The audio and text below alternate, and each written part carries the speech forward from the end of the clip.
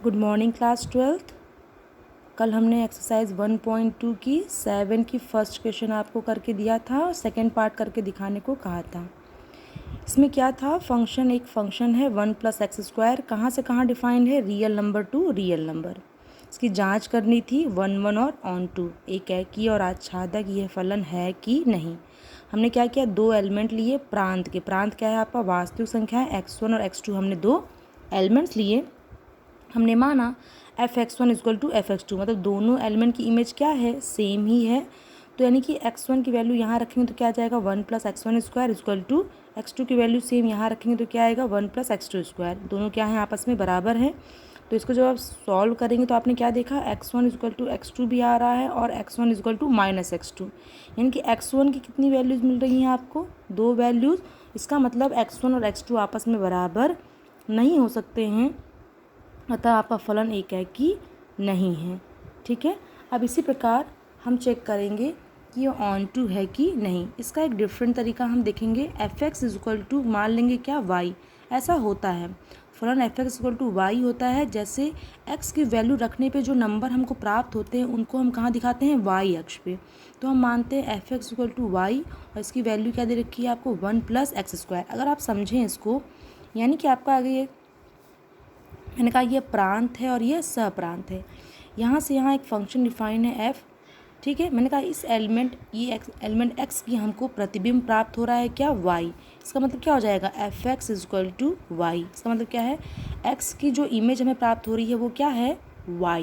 f के अंतर्गत जो हमें इसका प्रतिबिंब प्राप्त हो रहा है वो है y, that is f(x) = y। यानी कि y = क्या हो जाएगा आपका 1 + x², क्योंकि फंक्शन 1 + x² के तौर पर डिफाइंड है। हम यहाँ से क्या करेंगे, x को y के पदों में व्यक्त करेंगे। तो हमने क्या किया, x = क्या आ जाएगा, अंडर रूट के अंदर y - 1, 1 इधर गया, y - 1 हो गया और x अंडर रूट के अंदर। ठीक है, सो हमने लिखा gy = अंडर रूट y - 1, ये gy। अगर इसको आप देखिए, ये किसके पदों में व्यक्त है, y के पदों में। ठीक है, इसका मतलब क्या हुआ, g एक फंक्शन होगा कहाँ से कहाँ तक, यानी कि अगर ये प्रांत है, ये सप्रांत है, यानी कि आपका ये इन्वर्स फंक्शन होगा, दैट इज़ कहाँ से, सप्रांत से प्रांत की ओर। अब क्या करेगा, मान लीजिए इस फंक्शन को हमने g दिया, तो यानी कि y की इमेजेस अब हमको प्राप्त होंगी इसमें। ठीक है, तो वही हमने कहा gy = अंडर रूट y - 1। ठीक है, अब हमें यही चेक करना है कि इस सह प्रांत के हर एक एलिमेंट की हमें इधर इमेज प्राप्त हो रही है कि नहीं। इमेज नहीं, पूर्व प्रतिबिंब, प्री इमेज कहते थे उसको हम। जैसे हमने लिखा f(x) = y, इसका मतलब y प्रतिबिंब है x का, लेकिन x क्या कहलाएगा, y का पूर्व प्रतिबिंब। ठीक है, तो हमने कहा gy = under root y - 1। y यदि हम 0 रख दें तो क्या देखते हैं, अंडर रूट के अंदर 0 - 1, y यदि हम 0 रख दें, ठीक है, तो क्या वैल्यू आ रही है, अंडर रूट -1। तो यही क्या कहलाएगी आपकी x, क्योंकि आपको g के अंतर्गत एलिमेंट अब कहाँ मिलेंगे, इधर मिलेंगे, आपको इस सेट में मिलेंगे। तो ये क्या आया आपका अंडर रूट -1, और अंडर रूट -1 किसी भी स्क्वायर का, किसी भी संख्या का स्क्वायर कभी -1 नहीं होता है। इसका मतलब यह एक रियल नंबर नहीं है, ये कैसा नंबर है आपका, काल्पनिक नंबर है। ठीक है, तो वो आपका रियल नंबर में नहीं होगा, अतः फलन आच्छादक भी नहीं है। यानी कि यहाँ के कुछ एलिमेंट छूट जाएंगे जिनके हमको पूर्व प्रतिबिंब इधर प्राप्त नहीं होगा।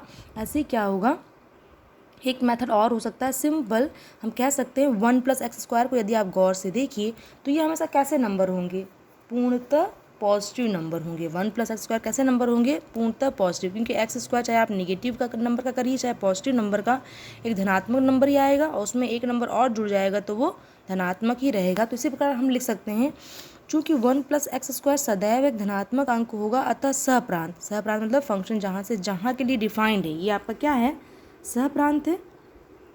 ठीक है, कि ऋणात्मक अवयव क्या हो जाएंगे आपके, छूट जाएंगे, प्रांत के किसी भी अवयव के लिए प्रतिबिंब नहीं होगा। यानी कि इस तरफ आपके सह प्रांत में कुछ एलिमेंट क्या हो जाएंगे, छूट जाएंगे। वो कैसे एलिमेंट होंगे, निगेटिव एलिमेंट।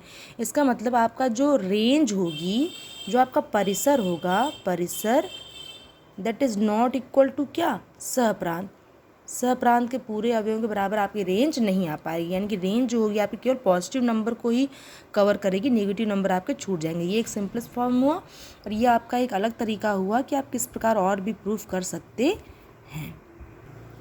इसी के आगे आप क्वेश्चन नंबर 10 है आपका, उसी एक्सरसाइज 1.2 का। एक सेट है ए इज इक्वल टू R-3। इसका मतलब मैंने बाइनरी ऑपरेशन के टाइम में आपको बताया था। इसका मतलब क्या होता है कि ये रियल नंबर का सेट तो है, लेकिन इसमें हमने एक एलिमेंट क्या कर दिया, हटा दिया। यानी कि रियल नंबर के सेट्स में एक 3 अगर हम हटा देंगे, 3 एलिमेंट 1 2 3 और से 3 हटा देंगे तो वो क्या बन जाएगा, सेट ए। और सेट बी किस प्रकार डिफाइंड है, R-1, यानी कि उस रियल नंबर के सेट से हमने 1 को एलिमिनेट कर दिया, हटा दिया। फंक्शन डिफाइंड किस प्रकार से, x-2 अपॉन में x-3। फंक्शन इस प्रकार डिफाइंड है। अब आप कुछ समझ सकते हैं फंक्शन को देख के कि हमारा सेट ऐसे क्यों लिया है। दैट इज़ फंक्शन f को डिफाइन किया है a टू b, ठीक है। और a में से 3 को हटा क्यों दिया, ये देखिए। अगर आप ये फंक्शन देखिए तो यानी कि x-3, यानी कि x की वैल्यू यदि आप 3 लेते, अगर 3 a में होता तो यहाँ आप 3 लेते तो फंक्शन कैसा हो जाता, अनडिफाइंड, ठीक है। यानी कि बी में आपको एलिमेंट ही ना मिलता, इसलिए आपका हमने 3 को पहले ही एलिमिनेट कर दिया है, ठीक है। अब हम इसके 1 होने की जांच करेंगे। हम मानेंगे fx1 बराबर fx2, ठीक है। x1 x2 कहाँ बिलोंग करेंगे, प्रांत में, जाहिर सी बात है, ठीक है। x1 की वैल्यू रखेंगे आप इस फंक्शन में तो x1-2 अपॉन में x1-3 हो जाएगा। ये ऐसे fx डिफाइन इस प्रकार से, अगर x की जगह x2 रखेंगे तो ये फंक्शन इस तरह आ जाएगा। दोनों का हमने पक्षांतर किया, तिर्यक गुणा किया, हल किया पूरा, तो हमने क्या पाया, आप भी इसको हल करके एक बार चेक कर लेंगे। तो हमने क्या पाया, x1 is equal to x2, ठीक है। इसका मतलब फलन कैसा है, एक है कि क्योंकि हमें डिफरेंट एलिमेंट्स के लिए डिफरेंट इमेज मिल रही है। अब हमने चेक करना है ऑन टू, ठीक है, ऑन टू। अब इसमें तो हम धनात्मक ऋणात्मक की बात कर नहीं सकते हैं, तो हम क्या करेंगे, वही जो मैंने नया तरीका आपको सिखाया है, fx इक्वल टू हम क्या मानेंगे, y, ठीक है। fx इक्वल टू y मैंने बताया था आपको, जो फंक्शन की वैल्यूज़ आती हैं उसको हम y अक्ष पर निरूपित करते हैं। तो वह x-2 x का फंक्शन किस प्रकार डिफाइन है, x-2 अपॉन में x-3 is equal to y। हमने इसका पक्षांतर किया। पक्षांतर हम किस प्रकार करेंगे कि हम x को, अकेले x को व्यक्त करें किसके पदों में, y के पदों में। तो हमने क्या किया, इसका पक्षांतर किया तो आया 3y-2 अपॉन में y-1 इक्वल टू क्या आया, ये x। इसको हमने हल किया, इसको हमने नाम दे दिया gy। यदि इस x को मैं छुपा लूँ यहाँ पे तो ये हो गया gy equal to 3y-2 upon में y-1। अगर हम ऊपर देखें, जब फंक्शन x का होता है तो वो x के पदों में व्यक्त किया जाता है। इसको हम फंक्शन ऑफ x क्यों कहते हैं, क्योंकि किसके पदों में व्यक्त किया गया है, x के पदों में। यहाँ पे इस फंक्शन को देखिए हमने y के पदों में व्यक्त किया है, इसका मतलब ये फंक्शन किसका होगा, y का। This is the function of y। इस x को मैं छुपा लेती हूँ, मैंने इसको नया फंक्शन नाम दिया g। तो g डिफाइन कहाँ से होगा, b टू a, ठीक है।